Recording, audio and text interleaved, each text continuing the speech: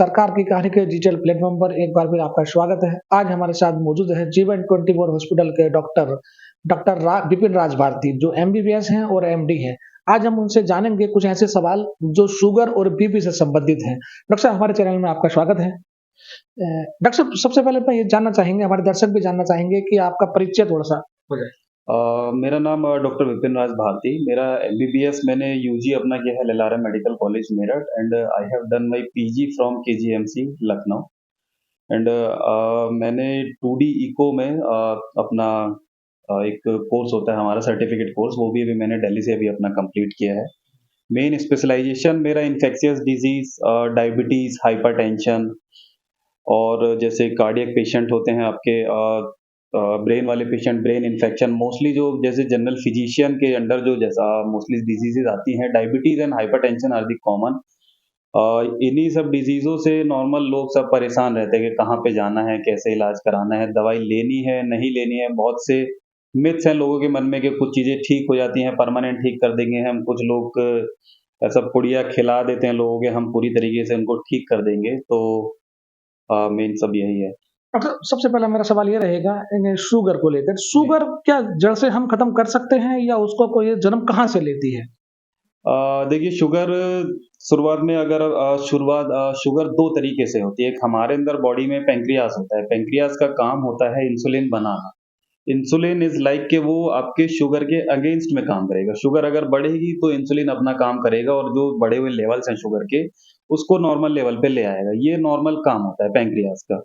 अब 2 तरीके के आपके पास पेशेंट्स होते हैं। एक पेशेंट्स ऐसे होते हैं जिनमें पैंक्रियास बिल्कुल काम ही नहीं करता, तो मतलब उनके पास इंसुलिन का लेवल 0 होता है।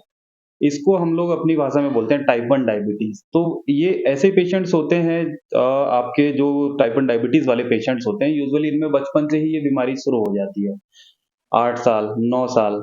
और जब पहली बार पेशेंट प्रेज़ेंट करता है तो ना तो उनके घर वालों को पता होता है, शुगर बढ़ जाता है, पेशेंट आता है हमारे पास, अल्टर्ड हो जाता है, बेहोशी की हालत में आता है पेशेंट। तब हमें जाके पता चलता है कि पेशेंट को डायबिटीज़ है और ये डायबिटीज़ ऐसी होती है जो आपका किसी भी दवाई से नहीं ठीक हो सकती है। क्या इसको जड़ से खत्म किया जा सकता है? डायबिटीज़ को आप जड़ से नहीं खत्म कर सकते हैं, ये एक लाइफ़स्टाइल डिज़ीज़ है। आप इसको सिर्फ़ क्योर कर सकते हैं, कंट्रोल कर सकते हैं दवाइयों से। पूरी तरीके से अगर मैं बोलूँ आप ठीक कर सकते हैं, तो डायबिटीज़ को आप पूरी तरीके से नहीं ठीक कर सकते हैं।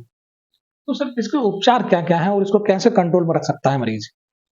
देखिए, डायबिटीज़ में 2 तरीके का मैनेजमेंट हमारा चलता है। एक फार्माकोलॉजिकल मैनेजमेंट दवाइयाँ, एक नॉन फार्माकोलॉजिकल मैनेजमेंट।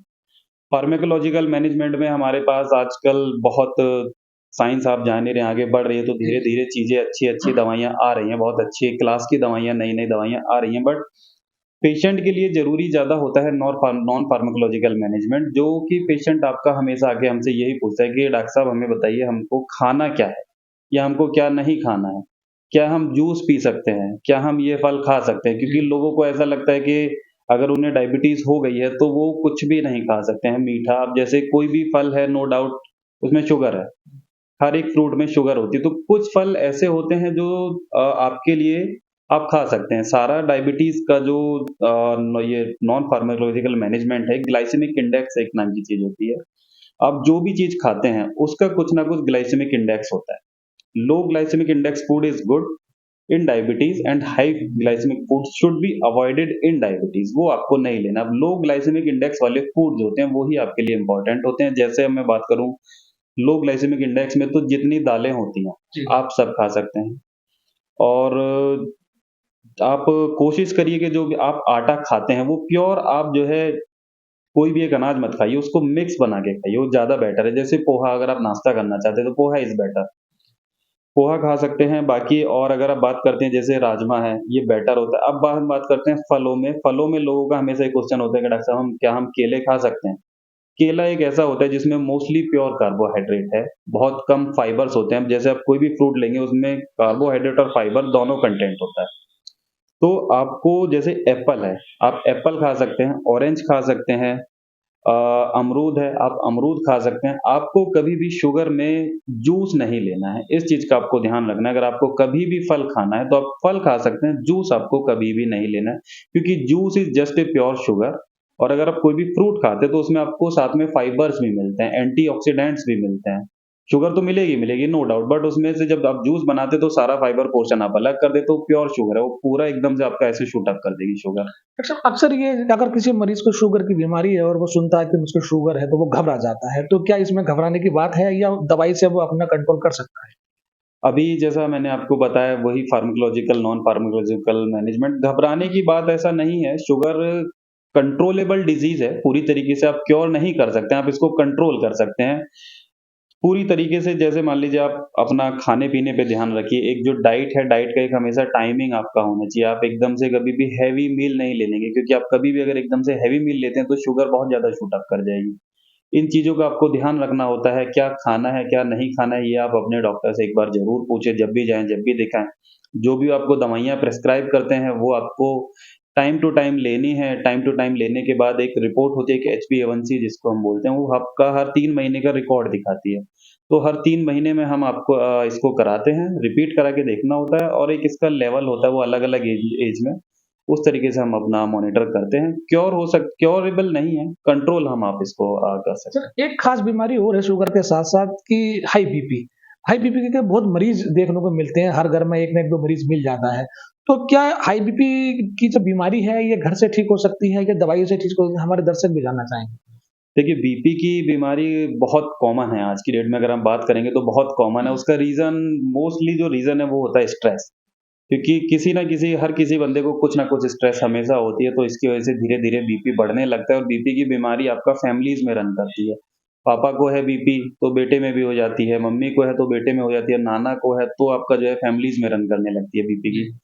बीपी में भी आपका सारा मैनेजमेंट वही फार्माकोलॉजिकल, नॉन फार्माकोलॉजिकल चलता है। कुछ दवाइयाँ, कुछ घर पे मैनेजमेंट, आपको क्या खाना है, नहीं खाना है। नॉर्मली जितना आपको शुगर में होता है कि आपको ये खाना है, ये नहीं खाना है, बीपी में इतना कॉमन नहीं होता है। बीपी में आपको अवॉइड करनी होती हैं कोई भी हाई सॉल्ट वाली डाइट।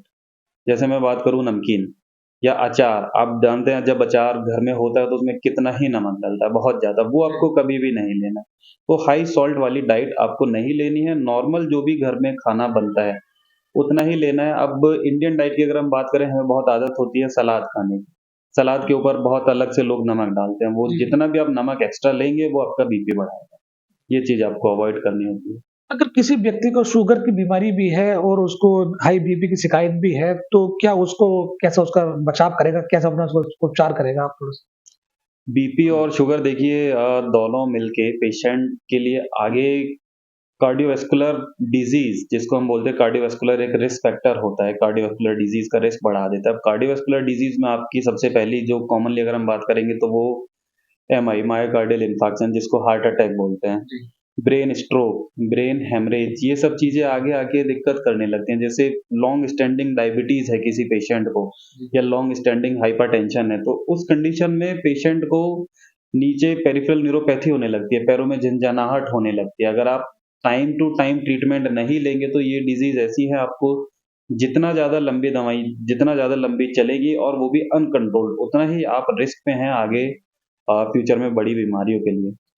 जीवन 24 हॉस्पिटल में इस तरह के मरीजों को, शुगर के, हाई बीपी के मरीजों को आप कैसे फेस करते हैं? अभी जीवन 24 हॉस्पिटल में मैं एज़ ए कंसल्टेंट फिजिशियन, मेरी ओपीडी आपका 9 बजे से 4 बजे तक होती है। हमारे पास डायबिटीज़ और हाइपरटेंशन के पेशेंट आते हैं। कुछ पेशेंट हैं जो डायबिटीज़ की अगर मैं बात करूँ तो कुछ पेशेंट हैं आपके नॉर्मल दवाइयों पे ही काम चल जाता है। कुछ पेशेंट ऐसे होते हैं जिनको हमें नो डाउट इंसुलिन ही देना पड़ता है, क्योंकि जैसा मैंने आपको बताया, इंसुलिन का एक हमारी बॉडी में एक स्टोर है। अगर डायबिटीज़ किसी पेशेंट को हो जाती है, मान लीजिए अगर आज किसी पेशेंट को डायबिटीज़ होती है 2024 में, आप उसका 20 साल जोड़ दीजिए, 15 से 20 साल में उसके स्टोर्स खत्म हो जाते हैं। कुछ पेशेंट हमारे पास बहुत लेट टाइम में जब प्रेज़ेंट करते हैं तो उनको डायरेक्टली हम इंसुलिन पे लेते हैं, तो डायरेक्टली उनको इंसुलिन पे लेके ट्रीटमेंट करना होता है। कुछ पेशेंट्स को दवाइयों से आराम मिलने लगता है, कुछ दवाइयों पे कंट्रोल हो जाते हैं। धीरे-धीरे अगर पेशेंट अपनी डाइट का ख़्याल रखते हैं अच्छे से, तो डायबिटीज़ को आप कंट्रोल कर सकते हैं, ऐसे ही आप बीपी को कंट्रोल कर सकते हैं। ये थे हमारे साथ जीवन 24 हॉस्पिटल के डॉक्टर बिपिन राज भारती। कैमरामैन सोहेल के साथ जरीस मलिक, मुरादाबाद।